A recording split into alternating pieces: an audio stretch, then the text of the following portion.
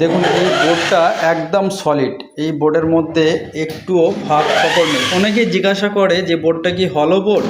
এই বোর্ডটা এক চুল হলো নেই, একদম পুরো সলিড বোর্ড। আর একটু ভালোভাবে যদি আপনাদেরকে দেখায় তাহলে আপনারা বুঝতে পারবেন। দেখুন যখন পিলায়ে যেভাবে কাটিংটা করা হয় সেম টু সেম কাটিং এইখানে করা হয়েছে, কারণ এটা হলো বোর্ড হলে এইভাবে কাটিংটা করা যায় না।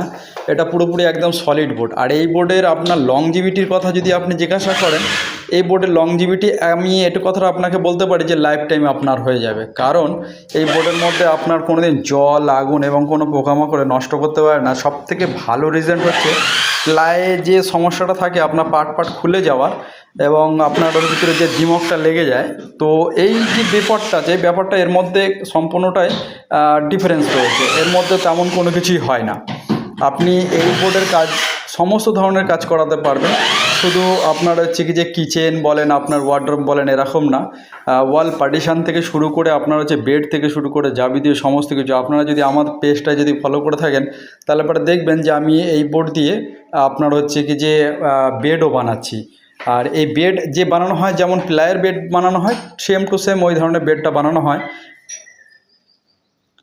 আর এই ধরনের বেডগুলো বানালে পরে আপনার হচ্ছে কি যে লংজিভিটি আপনার অনেক বেশি হয়। প্লায়ের থেকে বলুন, কাঠের থেকে বলুন, অনেকটা ভালো হবে। আর দেখার সৌন্দর্যটা অনেক বেশি হয়। কারণ হচ্ছে এই বোর্ডটা দিয়ে আপনি যেমন খুশি তেমন কাজ করতে পারবেন। এটা ফ্লেক্সিবল বোর্ড আছে। আর এই বোর্ডের মধ্যে আপনি আপনার মতো করে আপনি সাজিয়ে নিতে পারবেন।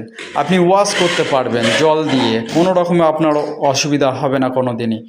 আর এইখানে যে আমাদের কাজটা হচ্ছে, এই কাজটা আমাদের সম্পূর্ণ কমপ্লিট হয়ে গেলে আপনাদেরকে দেখাবো যে কেমন ধরনের কাজটা হলো। আর আগের দিনকে একজন আমাকে জিজ্ঞাসা করছিলেন যে দোকানের কাজটার পুরো কমপ্লিট ভিডিও আমাদেরকে দেখান। তো অবশ্যই আপনাদেরকে আমি আজকে না হলেও কালকে ওই ভিডিওটা ছেড়ে দেব, আপনারা দেখে নিতে পারবেন। আর এইখানে দেখুন একটা ড্রেসিং টেবিল বানানো আছে। এই ড্রেসিং টেবিলের সাথে আমরা ম্যাচ করে এই দিকের কাজটা করতে যাচ্ছি। তো এই কাজটা কমপ্লিট হয়ে গেলে পরে আপনাদেরকে দেখাচ্ছি যে কেমন হলো। আপনারা দেখতে থাকুন, আশা করি ভালো লাগবে।